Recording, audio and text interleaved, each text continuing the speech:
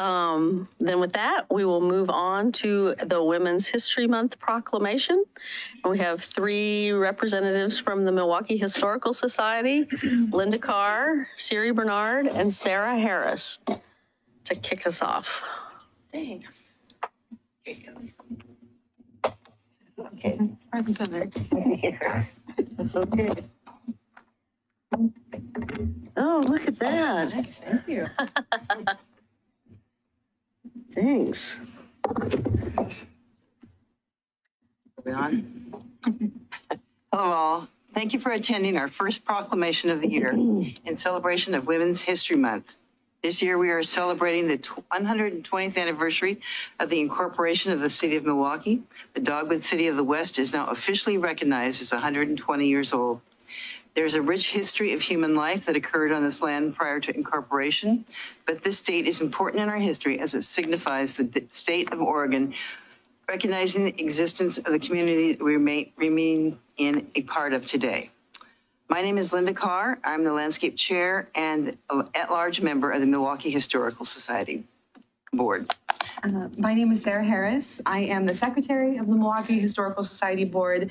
I'm a public historian from just outside of Phoenix, Arizona, and I've lived here in Milwaukie for the past 3 years. My name is Siri Bernard, and I'm the vice president of the Milwaukie Historical Society Board and an officer with the American Legion Post 180 Auxiliary. I grew up and lived in Milwaukie pretty much most of my life. Tonight we will talk a bit about the Milwaukie Museum and then for a bit about 3 of the many women who have influenced both the history and the future of our city. We are the female members of the board of the Milwaukie Historical Society, which owns and operates the world's largest museum. I was wondering if of Milwaukie, Oregon. The Milwaukie Museum is located at 3737 Southeast Adams Street and is open from 1 to 5 p.m. on Saturdays. Yes, we have a museum. Many members of the community drive by daily, but fewer step into the threshold to learn about all that we have to offer. Trust me, it's well worth your time to visit to learn more about the history of the place that we call home. The Milwaukie Museum prides itself in telling the stories of all the people that have called Milwaukie home. We work with organizations like the Oregon Black Pioneers, Clackamas County Heritage Council, Japanese American Museum of Oregon, and the Confederate Tribes of the Grand Ronde to expand our knowledge and to share the histories of all people that have lived in the area that we now call Milwaukie. Our membership dollars pay for the daily operation of the museum, which allows us to provide free admission to all who enter. We believe that making sure that the history of Milwaukie is accessible to all is important, and we believe that removing financial barriers help us move towards this goal. We're open Saturdays 1 to 5. Despite the reopening difficulties that all businesses and institutions faced during the pandemic, 2022 was a great year at the Milwaukie Museum. We held 4 free performances at the museum, which featured child-friendly performers and brought in over 400 visitors. We started to digitize our photographs, interviewed residents for our Milwaukie 2023 project, and held 4 Letting Library lecture series. We were also happy to bring back Christmas at the museum, where Santa stopped by and was able to greet over 150 families, friends, and other neighbors. We are excited about 2023 for many reasons.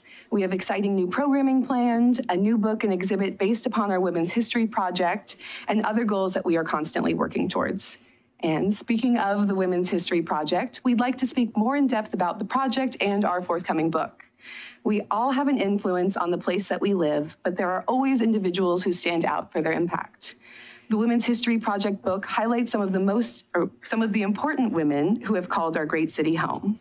These women come from different families with different backgrounds, but each has helped shape and define the community we live in today. Today, we choose to highlight 3 of the women who were interviewed in the book in order to highlight their public service here in Milwaukie. The first one we're going to talk about is Deborah Barnes, was born in Salem, Oregon. and was raised in Milwaukie from around the age of 10. Her father was active in the Meat Cutters Union, and her mom was a full-time domestic engineer, which is what we're calling it now.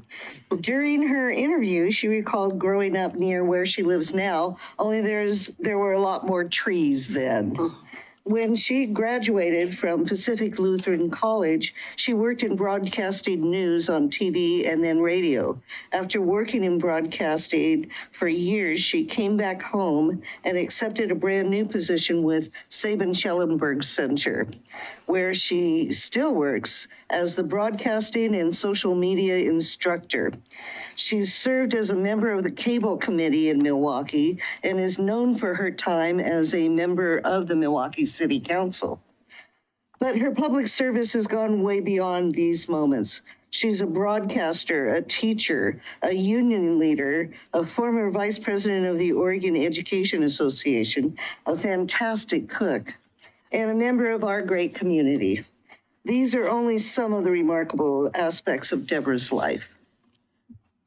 I'm going to talk about Carletta Collette. Carletta Collette was born in Duluth, Minnesota, and moved to Milwaukie in the early 90s, following an important career opportunity. Her father was a crane operator for a dredging company, and her mother's side of the family has ties to America that date back to the 1600s. During her interview with the book, she recalled that life is like growing up as a baby of 9 and the first in her family to graduate from college. Prior to moving to Oregon, Carletta worked for a number of years in juvenile corrections and is a working artist, co-founding a feminist art collective in Minneapolis. Now she is regional counselor with Metro, the regional government.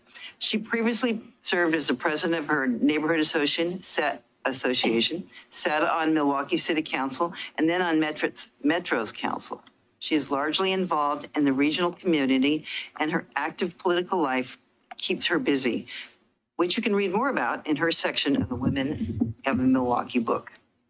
And I'm going to talk about Wilda Parks. Wilda Parks was born in Erie, Pennsylvania, and moved to the Pacific Northwest after 3 of her 4 children had moved to Washington State. She spent most of her youth moving across the country, following her father's defense work postings. Her mother worked in defense too, and at General Electric. Prior to moving to Oregon, she worked as a journalist and then opened her own business, a recreation center for children in her community in Montana. She began working in chambers of commerce in Exeter, California, and in Hanford, California. In 1998, she was hired as the president and the CEO of the North Clackamas County Chamber of Commerce, and she moved to Milwaukie, where she has lived ever since. She helped found the New Century Players Community Theater, served as a member of the Clackamas County Coalition, which disseminates funds to arts organizations in the community, and has volunteered on the county's General Fund Budget Committee and the Economic Development Commission. And as you can read more about, when Wilda is not volunteering, she's likely painting. Thank you all for allowing us to educate, speak, and be a part of Milwaukee's History and Excellence Proclamation tonight.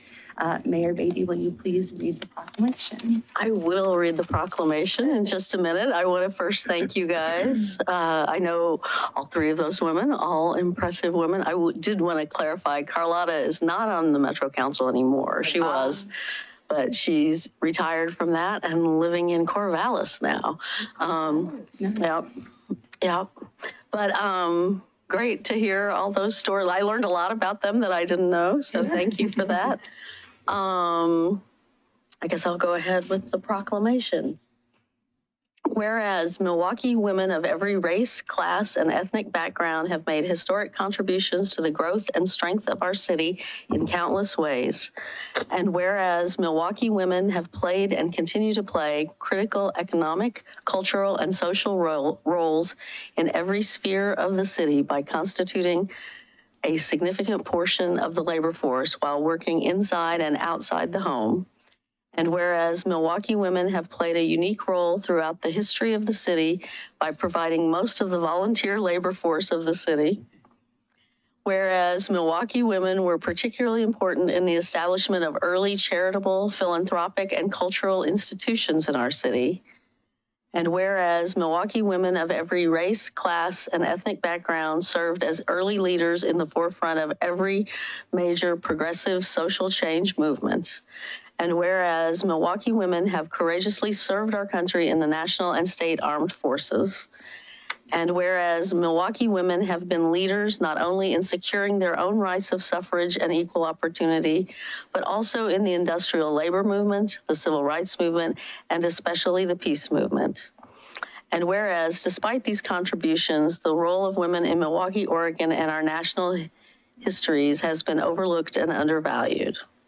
Now, therefore, I, Lisa Beatty, Mayor of the City of Milwaukie, a municipal corporation in the County of Clackamas in the state of Oregon, and with the full support and sponsorship of the Milwaukie Historical Society, do hereby proclaim March 2023 to be Women's History Month in Milwaukie, and do recommend its observance with appropriate programs, ceremonies, and activities.